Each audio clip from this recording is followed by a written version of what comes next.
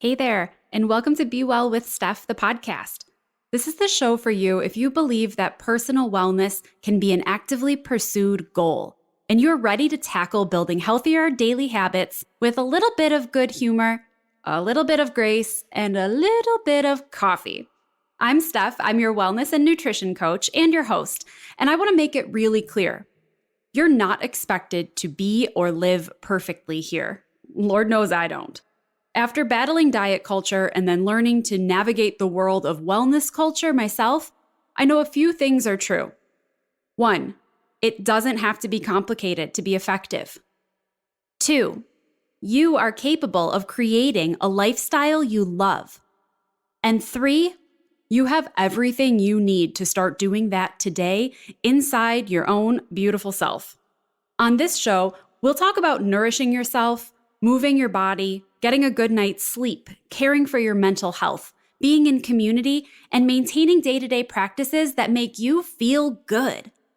I'm here to help empower you to create and maintain a lifestyle of wellness that gives you the strength, energy, and confidence to go after your wildest dreams.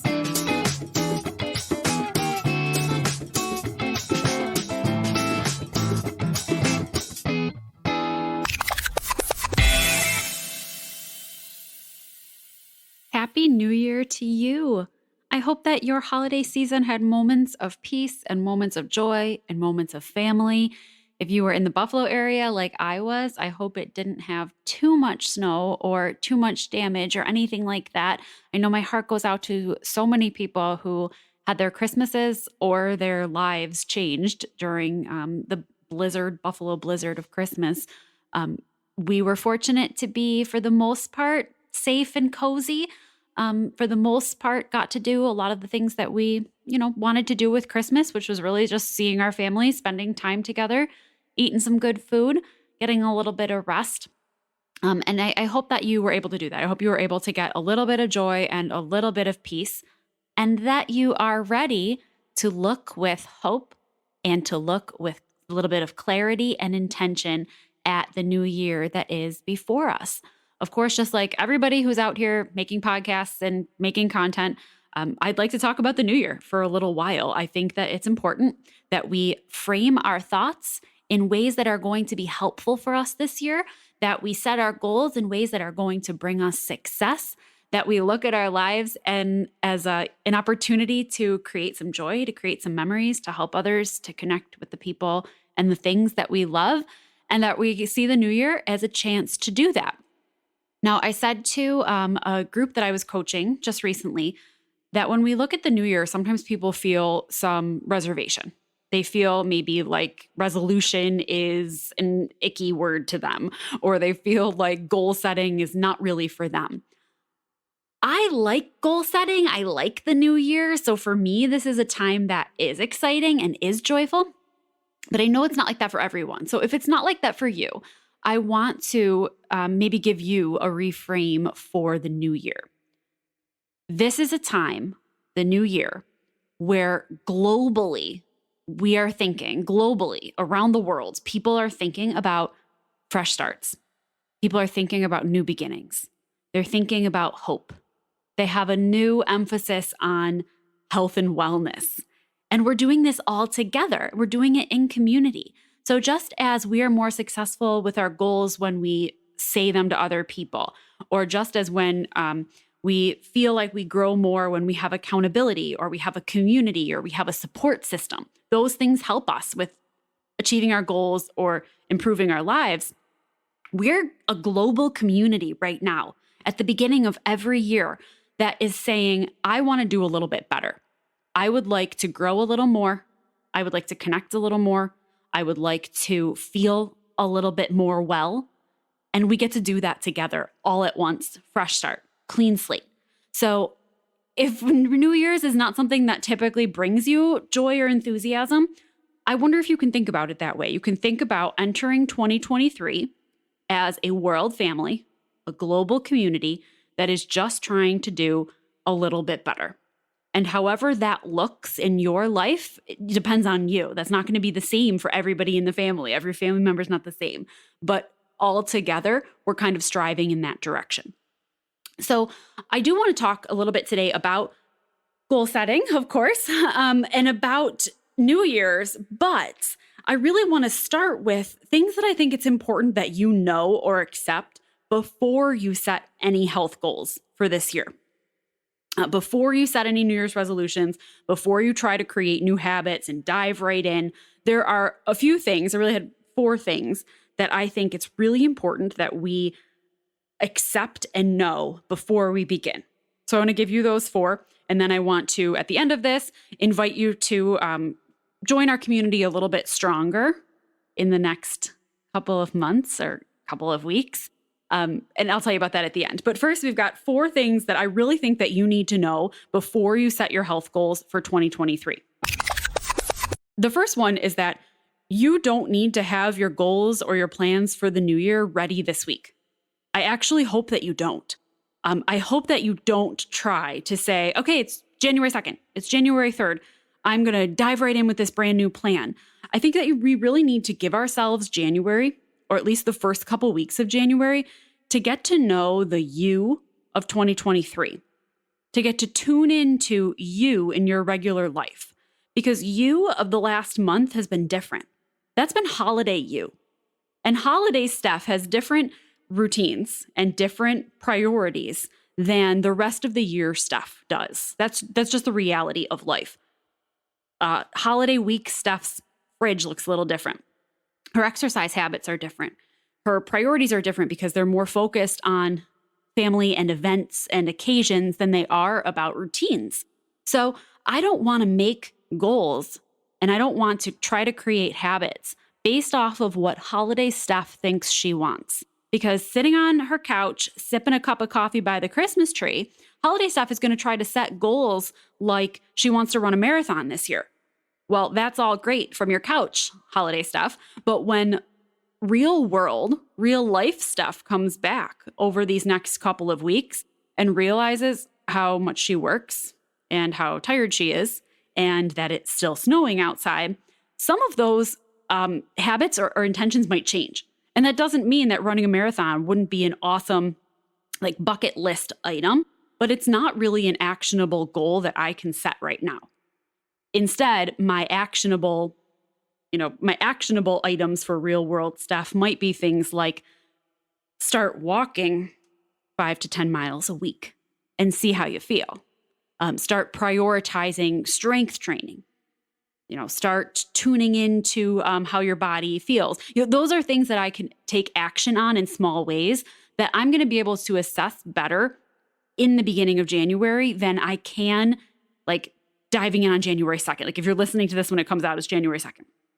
Or that even this week, you're still getting back into your regular routine. And so instead, I would really encourage you to give the first couple weeks of January, even the month of January, the time to tune into your body's needs, to do some reflecting, to do some journaling, to think about what felt good in 2022 that you'd like to carry with you and what you'd like to leave back there. What of your day-to-day routines are working for you and what really aren't, where you're going to want to tweak them.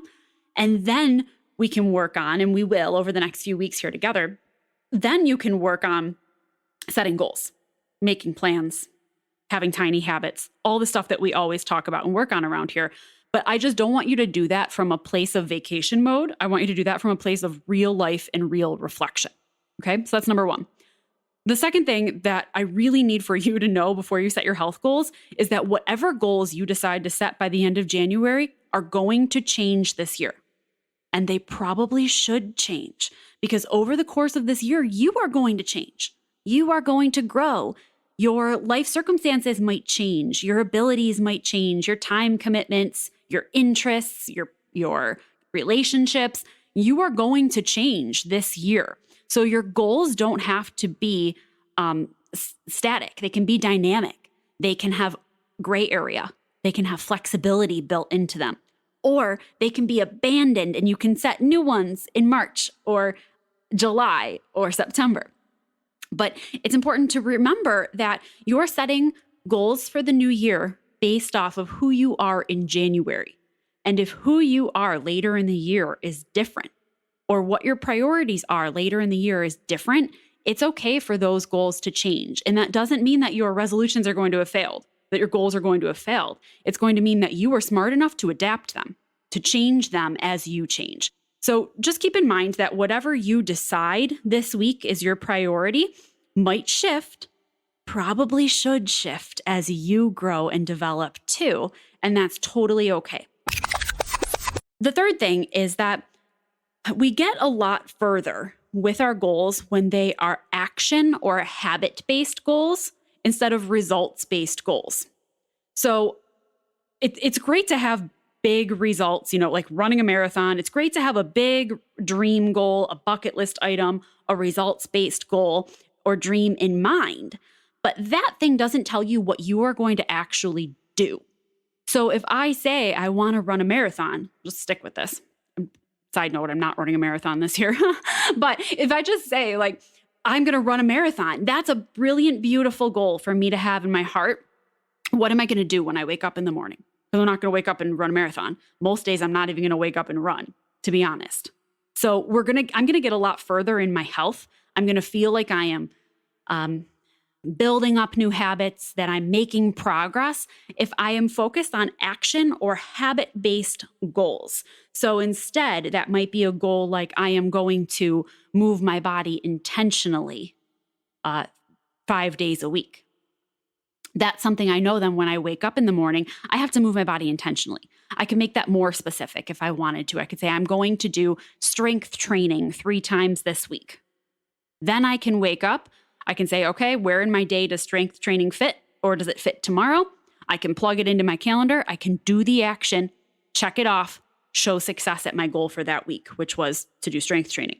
Then all those weeks of strength training are going to add up toward something bigger, toward an end result, but I'm going to be able to see it and measure it and understand it and know what to do if it is action or habit based over results based. I always say the same thing when people say, I'm going to become plant-based. That's a great, beautiful end goal. What are you going to actually do? When someone says, I would like to lose 20 pounds. Okay, sure. You are entitled to any kind of goal that you want to have. But you don't wake up in the morning and lose 20 pounds. You don't wake up in the morning and say, suddenly, I understand how to eat. What are the action steps that you are going to do to put that thing in place? Those aren't count as goals. They're like a series of mini goals underneath your big result, dream, bucket list idea. So really in the beginning of the year, as you're thinking about how are my systems reflecting, how are my systems working for me? What do I need to tweak? Then you can set a goal for January, February, March, something like that, that is action or a habit based. Like I am going to try to have 3 meatless dinners a week, or I'm going to do strength training, or I am going to go to bed 30 minutes earlier every day. That's an action-based goal that you can look at, you can evaluate how your progress on, and then maybe just as you are changing throughout the year, you can tweak that goal, that action-based thing over the next few months to add on to it, to expand it, or to make it fit better in your life. I hope that makes sense. Then the fourth thing that I really want you to know before you start setting your health goals is to avoid any extreme or black and white language that doesn't give you that wiggle room. So that would be the example of instead of saying I don't eat any sugar, we might say I am not going to have sweet desserts after dinner. That would be like an example of not saying it's 100%. I went out to eat and I wanted to get dessert, or my friend wanted to go to the coffee shop and I grabbed a cookie. Okay, we're not going to make an entire black and white situation for ourselves, but we can give ourselves kind of the gray area of I'm going to try not to keep sweets in the house. And if they're not in my house, I'm probably going to eat less of them as I go on. It avoids some of the pressure of sticking with our goals. And it also avoids that feeling of failure if we do the thing we said we weren't going to one time or 2 times. you haven't failed because your intentionality is still there and you can go right back to it the next moment, the next choice, the next day. The same thing with saying like, I'm going to work out every day. Well, then if you don't one day, there's kind of that feeling of, did I mess up? And we want to try to avoid that feeling of messing up and instead know that what we're doing on purpose. We're building in the grace. We're building in the wiggle room. And at the same time, we want to try for not only avoiding extreme language, but avoiding negative language and really trying to frame our goals and intentions in things that are positive, that we are going to actually do, not what we won't. So if I go back to that sugar example, even though reducing sugar in our lives is going to make us feel a lot better and it's going to make our body systems function better, if I say I'm not going to eat sugar, but I know that every night I have some sort of craving, or I like to have a sweet snack, or I like a treat. If that's how you feel in your head, but you're saying, well, I'm not eating sugar, you're only thinking about what you're not doing and what you're taking away from yourself instead of what you are going to do. So a reframe in that language would give you something like, instead of saying, I don't eat like sugar after dinner, or I don't eat sweets after dinner anymore. Instead, it might be saying, if I'm hungry after dinner, I'm going to have some grapes and popcorn, or I'm going to have some trail mix.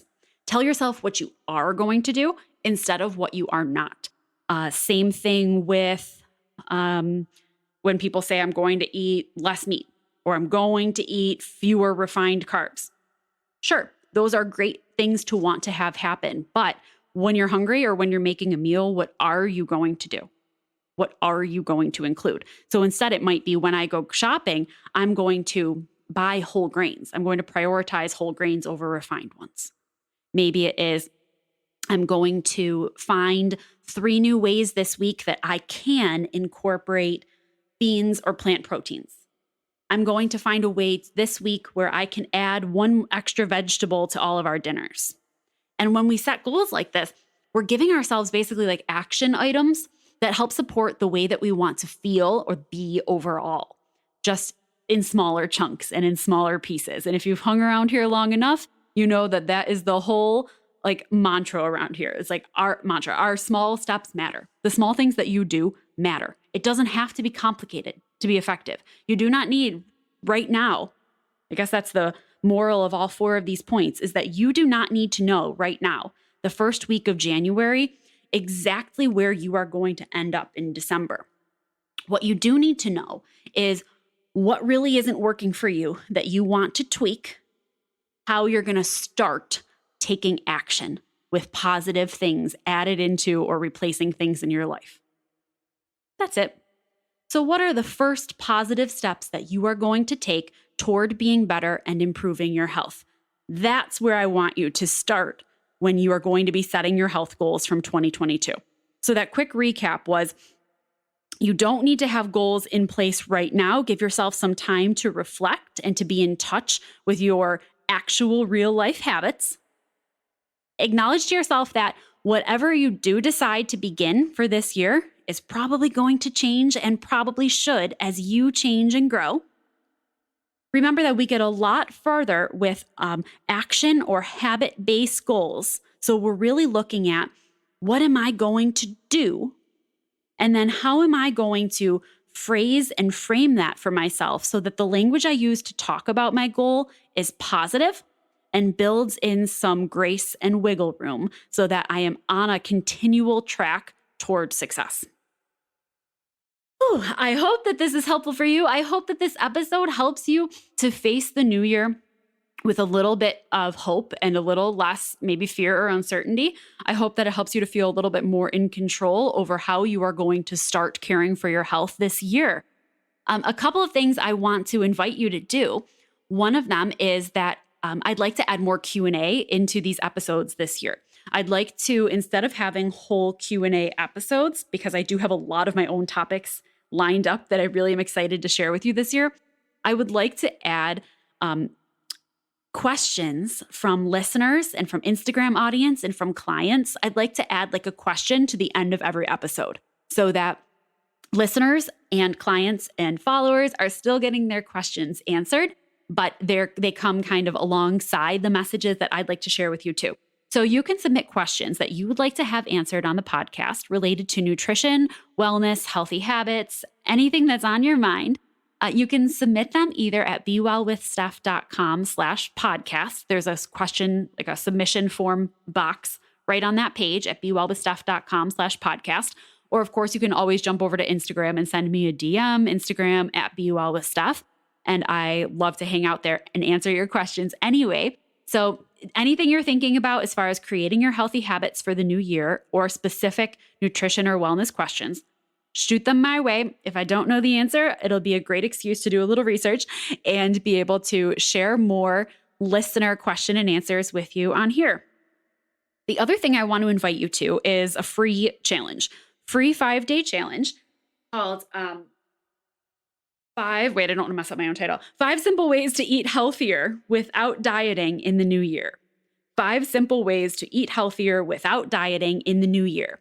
It is a free email challenge. When you sign up, the first email will come for you Monday, January 9th, and then there'll be an email every day. So over the course of that week, you'll get an email to your inbox each day from me that will include a video message from me sharing a simple way to eat healthier, a short PDF guide to match that to help you do the work to implement that healthy nutrition habit, and then a little homework prompt that you can reply to the email to help actually help you begin making that simple, sustainable change. And you just shoot the email back to me, and that way I can talk to you a little bit. We can do a little bit of email coaching to help you take that simple way to eat healthier and implement it into your life. So I'm really excited about this challenge. I did it last year, and we actually had quite a few people follow through with their little homework prompts, just answer the email with the way they were going to do that healthy eating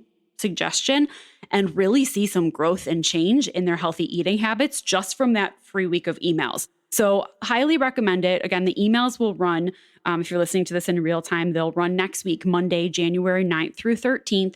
They'll come to your inbox. And that's it. Little video message and ways to eat healthier without dieting in the new year. You can sign up for those emails and to participate in this challenge and hang out with me there at bewellwithsteph.com/New Year. bewellwithsteph.com/New Year. It's that easy. Thank you for welcoming me back into your phone or earbuds or car or wherever you are listening. I'm really excited to be able to share more health and wellness for your healthy habits and healthy lifestyle as this year goes on. I'm excited. I'm excited for 2023, and I hope that you are too. I'll talk to you soon, guys. Be well.